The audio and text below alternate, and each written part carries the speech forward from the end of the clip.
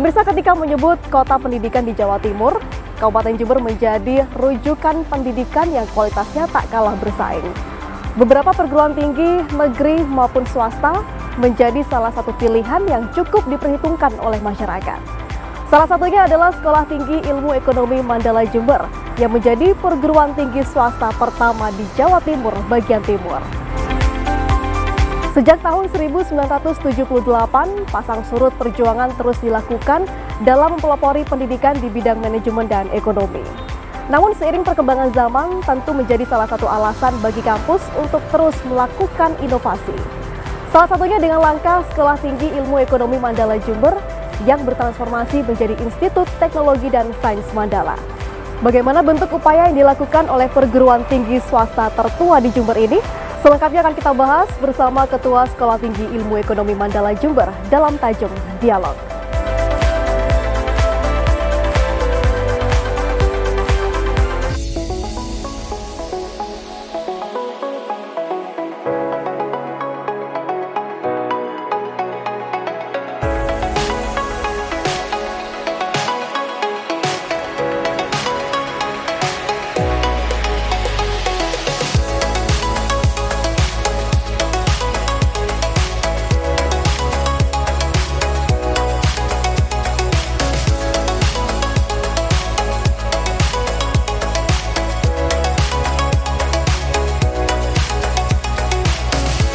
Halo Mbak. Halo, ada yang bisa saya bantu? Nah, ini saya mau menemui Bapak Wikyo dan sudah ada janji sebelumnya.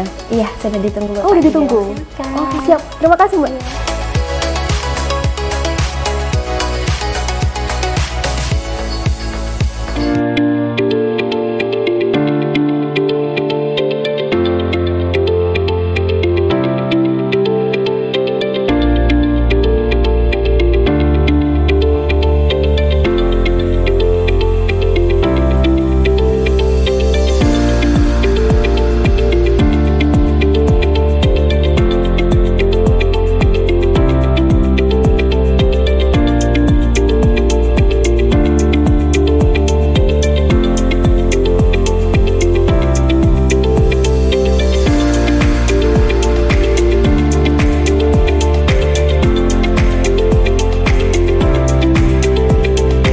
Assalamualaikum Bapak Wikyo. Waalaikumsalam Mbak Pia, gimana Apa kabar? kabarnya? Alhamdulillah, jenengan gimana kabarnya? Baik-baik, Ini sedang sibuk membaca, wah ini bukunya tebal sekali ya Pak ya?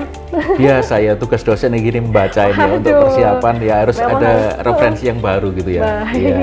Monggo silakan, mungkin ada siap, yang perlu kita diskusikan gitu. Mari Mbak, silakan. Baik Pak Wikyo. Aduh, senang sekali rasanya bisa bertemu dengan orang penting di SIE Mandala ini. Wah, terlalu berlebihan saya kira. Tentunya kan sibuk sekali ya Pak ya? Iya. Jadi memang tugas rutin kami ya bagaimana kami melaksanakan tugas-tugas Tridharma perguruan tinggi ya di sini. Betul.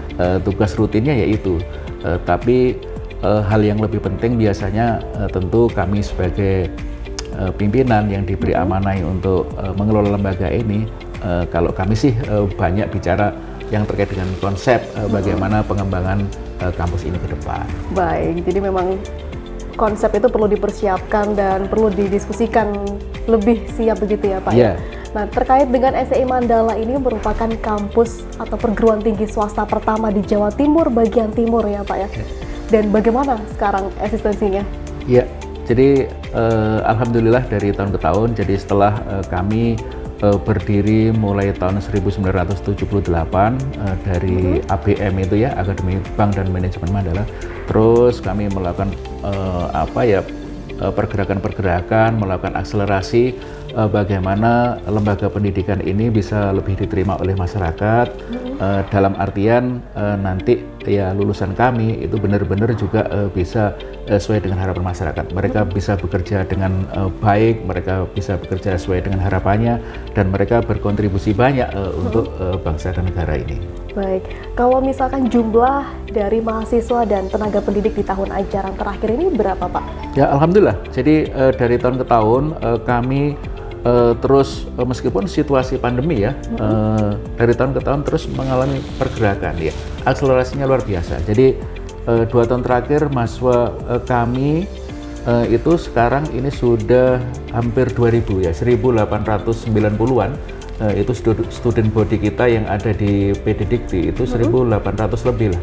Nah ini sesuatu yang luar biasa menurut kami. Nah di tahun ajaran yang baru ini masih berlangsung, kita masih belum bisa pastikan karena masa pendaftaran mahasiswa baru masih sampai tanggal 21 September ya, tapi kita lihat sampai saat ini sudah bagus lah, ini sudah sekitar 500. Nah ini tentu nanti dengan pertambahan ini kita mungkin akan pegang rekor bahwa setelah kita berusia 44 tahun ini mahasiswa kita akan tembus di atas 2000. Nah kemudian dari jumlah mahasiswa yang sebegitu banyak, kami saat ini sudah memiliki dosen sekitar 45 yang sekitar hampir 50% sudah bergelar doktor S3. Dan itu merupakan capaian yang luar biasa di usia 44 tahun STIM Mandala ya Pak. Iya. Namun tentunya dengan perjalanan yang panjang itu banyak sekali karya yang dihasilkan. Apa saja prestasi yang menjadi unggulan dari tahun ini Pak? Ya, alhamdulillah. Jadi kami awalnya memang bangga bahwa kampus ini dulu kita branding small but marketable, kecil tapi gampang diterima oleh pasar lulusan kita. Kenapa? Karena posisi sekolah tinggi itu kan sama dengan fakultas saja di universitas. Ya, jadi waktu itu sehingga kita terus berjuang, kita melakukan perbaikan-perbaikan sehingga alhamdulillah untuk klaster nasional di bidang penelitian kita berada pada klaster yang utama. Nah, kemudian untuk pengabdian masyarakat kita berada pada klaster yang sangat bagus. Demikian juga program-program lain. Kita untuk kegiatan kemahasiswaan untuk kategori 3 kita berada pada peringkat 29 se-Indonesia. Wow. Ya, jadi itu. Kemudian prestasi lain di bidang non akademik kita juga cukup banyak ya. Jadi misalkan aktivitas-aktivitas untuk pengembangan soft skill mahasiswa, kita mendapat penghargaan dari Direktorat Jenderal Pajak Wilayah 3 di Malang, kita menjadi mitra inklusif nomor 2. Kemudian untuk pengembangan soft skill galeri investasi, kita juga mendapat peringkat nomor 2 se-Jawa Timur. Demikian juga kegiatan-kegiatan kemahasiswaan ya. Jadi dengan peringkat yang 29 tadi, itu kita buktikan bahwa mahasiswa kami banyak yang menjuarai di kejuaraan nasional, internasional maupun provinsi untuk aktivitas kemahasiswaannya. Dan ini lulusan yang sebenarnya merupakan aset dari kampus perguruan tinggi ini ya Pak. Iya.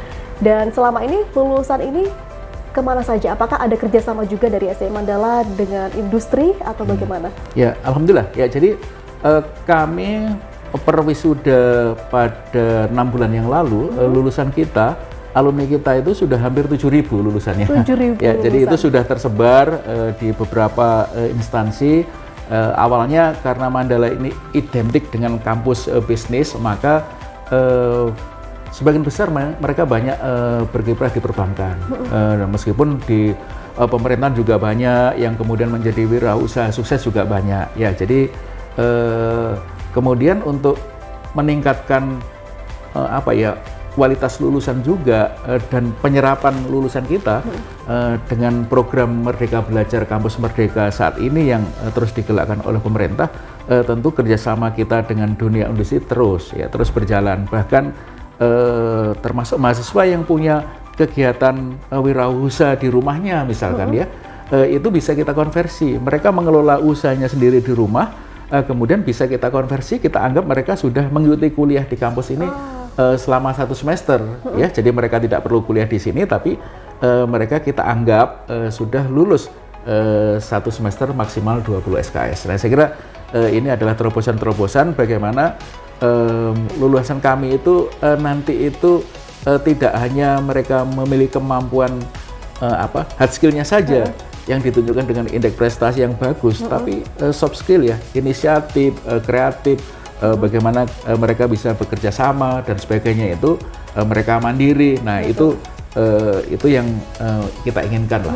Jadi ada program pengawalan dari kampus, bahwasanya mahasiswa ini tidak hanya berkutat dalam kelas, dalam perkuliahan, tapi ada aktivitas di luar sana yang dinilai juga sebagai SKS, yang akan diakui sebagai nilai lebih dan setara dengan ruang kelas kuliah ya Pak ya? Iya, betul. Ya, jadi bahkan ya alhamdulillah kita mulai tahun 2011 punya program-program unggulan itu. Bahkan mahasiswa kita yang punya program kita punya program double degree, ya punya program double degree itu artinya mahasiswa kami kuliah di sini 2,5 tahun, kemudian kuliah di luar negeri 3 tahun, mereka mendapat 2 ijazah. Nah, selama mereka di luar negeri itu ada kombinasi yang bagus. Jadi misalkan setiap 1 semester mereka ada di kelas, kemudian 1 semester mereka magang. Nah, ini ternyata lebih bagus ya. Jadi ketika pulang mereka gampang terserap oleh pasar, itu gampang ya. Jadi rata-rata yang mahasiswa kami yang lulusan double degree, lulusan dari luar negeri itu sudah gaji awalnya itu sudah 5 kali UMR ya. Jadi ini sesuatu yang sangat bagus untuk lulusan kita ya. Jadi kita memang punya program unggulan ya. Jadi dengan beberapa perguruan tinggi di luar negeri itu baik joint degree maupun double degree ya. Jadi joint degree itu mahasiswa 3 tahun di sini, 1 tahun di luar negeri lulus, kemudian lulus dapat sertifikat diploma dari sana, ijazah dari sini. Kemudian kalau program double degree itu dapat ijazah dari sini dan dapat ijazah dari sana. Nah ini untuk mahasiswanya. Kemudian untuk dosennya juga begitu. Jadi kami sudah melakukan transfer kredit internasional, sudah melakukan lecture exchange ya. Jadi ada pertukaran dosen, kami mengajar di luar negeri, mahasiswa dosen luar negeri juga ngajar di kami. Nah, ini saya kira ini adalah upaya-upaya kami untuk meningkatkan kualitas lulusan ini. Baik, dan luar biasa sekali Pak. Kalau misalnya tahun ini ada berapa fakultas yang ada di STI Mandala? Ya, alhamdulillah tahun ini ya. Jadi sebelumnya ketika kami belum bertransformasi itu kita punya 5 program studi. Ya, jadi kami sudah punya program S2 ya, di sini Magister Manajemen, kami sudah meluluskan lebih dari 100 ya, jadi berarti ada MM, kemudian ada S1 Akuntansi, S1 Manajemen, S1 Ekonomi Bangunan, Diploma 3 Keuangan Perbankan. Nah, dengan transformasi yang kami lakukan ini, kami menambah 2 prodi baru, yaitu Sistem dan Teknologi Informasi dan Rekayasa Perangkat Lunak. Nah, saya kira dengan demikian sekarang kami membuka 7 program studi baru. 7 program studi, dan ini merupakan langkah transformasi yang dilakukan oleh STI Mandala untuk menuju Institut Teknologi dan Sains Mandala ya Pak. Betul. Namun yang menarik adalah karena memang STI Mandala ini merupakan perguruan tinggi swasta pertama di Jawa Timur bagian timur, kami ingin mengulik bagaimana sejarah dari berdirinya STI Mandala dulu Pak. Ya. Kalau berbicara sejarah berdirinya STI Mandala, mungkin kurang pas kalau kita tidak melihat situasi yang sekarang sedang sedang berkembang atau sedang kami kembangkan. Banyak yang berubah ya Pak. Sehingga mungkin lebih baik kalau kita gimana kalau sambil ngobrol di luar gitu ya. Boleh, kita sambil melihat lingkungan kampus. Oke ya, mungkin kita punya referensi, oh ternyata Mandala seperti ini sekarang. Wah, gitu ya. Siap Bapak.